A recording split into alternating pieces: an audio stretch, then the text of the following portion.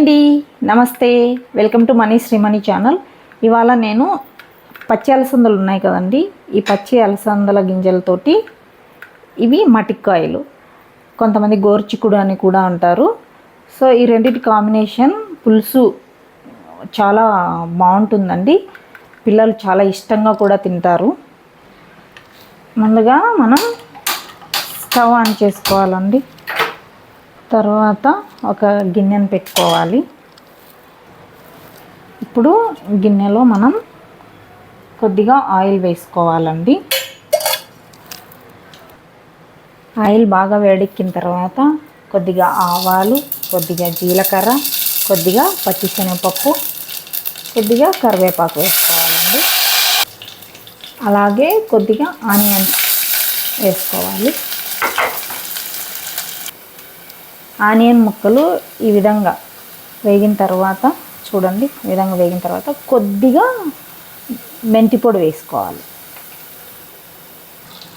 మెంతి పొడి వేసుకున్న తర్వాత మనము అవి మటిక్కాయలు ఉన్నాయి కదండి, వాటిని కట్ చేసి పెట్టుకున్నాం కదా, మటిక్కాయలు, ఈ అలసంద గింజలు రెండింటిని ఇందులో వేసుకోవాలి.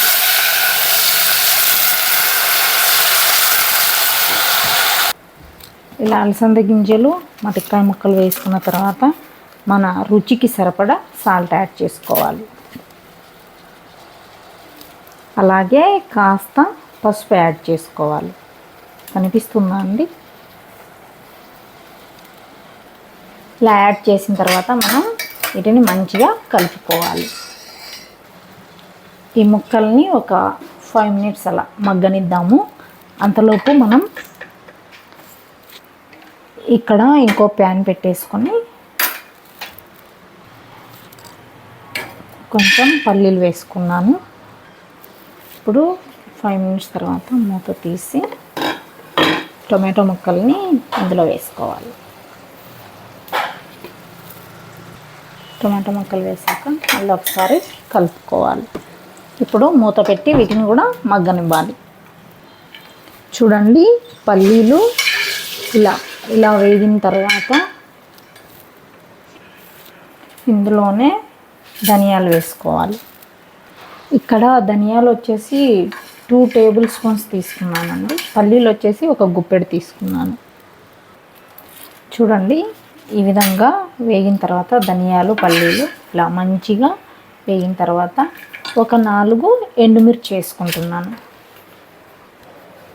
ఇప్పుడు స్టవ్ బంద్ చేసుకోవాలి. ఇప్పుడు ఒక మిక్సీ చల్లారిన తర్వాత మిక్సీ జార్లోకి ఇవి వేసుకోవాలి. చూడండి, వీటితో పాటు కొద్దిగా ఎండు కొబ్బరి ముక్కలు కూడా ఇందులో యాడ్ చేసుకోవాలి. అలాగే ఒక 5-6 వెల్లుల్లి రెబ్బలు కూడా ఇలా వేసుకోవాలి. ఇప్పుడు దీన్ని గ్రైండ్ చేసుకొని వద్దామండి. చూడండి, ఈ విధంగా గ్రైండ్ చేసుకోవాలి. ఇప్పుడు దీన్ని మూత తీసి మనం గ్రైండ్ చేసుకున్నాం కదా, ఈ మిశ్రమాన్ని ఇందులో వేసేయాలి. కనిపిస్తుందండి. వేసిన తర్వాత ఇలా బాగా మంచిగా కలుపుకోవాలండి. ఆ మసాలా అంతా ముక్కలకి మంచిగా పట్టే విధంగా కలుపుకోవాలి. చూడండి, ఈ విధంగా ముక్కలకి పట్టాలండి. స్మెల్ కలుపుతుంటేనే చాలా మంచిగా వస్తుందండి. మనం ఆల్రెడీ గ్రైండ్ చేసుకున్నాం కదా, ఈ మిక్సీ జార్లోనే వాటర్ తెచ్చుకోవాలి. ఆ వాటర్ని ఇందులో వేసుకోవాలి. ఇక్కడ వాటర్ అన్నది మనం అంటే మనకు పులుసు కొద్దిగా ఎక్కువ కావాలి అంటే దాన్ని బట్టి మీరు వాటర్ యాడ్ చేసుకోండి. లేదు ఇంకొంచెం చిక్కగా కావాలంటే కాస్త వాటర్ తగ్గించి చేసుకోండి. నేనైతే ఈ మిక్సీ జార్ తోటి 2 సార్లు వేసానండి.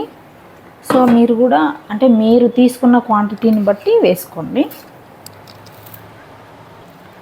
ఇప్పుడు సాల్ట్ అవి ఏమన్నా చెక్ చేసుకొని మూత పెట్టి మంచిగా ఉడకనివ్వాలండి. ఫ్లేమ్ వచ్చేసి మీడియంలో ఉంచాలి. చూడండి, కరెక్ట్గా 10 minutes తర్వాత అండి నాకు ఈ విధంగా వచ్చింది. కనిపిస్తున్నా మీకు అంటే ఇంకొంచెం నీళ్ళు ఎక్కువ ఉన్నాయనిపిస్తే ఇంకా ఒక 3 minutes అలా ఫ్లేమ్ వచ్చేసి మీడియంలో ఉంచి పెట్టేసేయండి. లేదు ఈ కన్సిస్టెన్సీ మనకు చాలు అంటే స్టవ్ ఆఫ్ చేసుకోవాలి. నేనైతే ఇప్పుడు స్టవ్ ఆఫ్ చేస్తున్నానండి. చూడండి,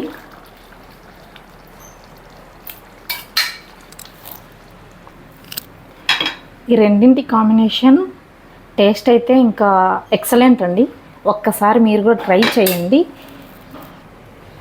అలాగే ఈ రెండింటి రెసిపీ ఎవరెవరికి తెలుసో వాళ్ళు కూడా కింద కామెంట్ చేయండి.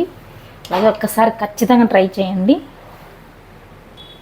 ఈ రెసిపీ అయితే నేను మస్ట్ ట్రై రెసిపీ అని చెప్పగలనండి. ఎందుకంటే చాలా బాగుంటుందండి. అన్నంలోకి బాగుంటుంది, రాగి సంగటిలోకి బాగుంటుంది, చపాతి, జొన్న రొట్టె ఎందులోకైనా చాలా బాగుంటుందండి. ప్లస్ టేస్ట్ కూడా చాలా బాగుంటుందండి.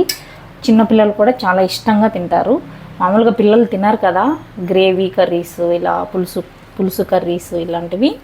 సో ఒక్కసారి చేసి పెట్టండి, ఖచ్చితంగా తింటారు. అలాగే ఈ వీడియో మీకు నచ్చిందా అయితే లైక్ చేయండి, షేర్ చేయండి, కామెంట్ చేయండి. మన ఛానల్ని ఎవరైనా ఫస్ట్ టైం చూస్తున్నట్లయితే ప్లీజ్ సబ్స్క్రైబ్ చేయండి.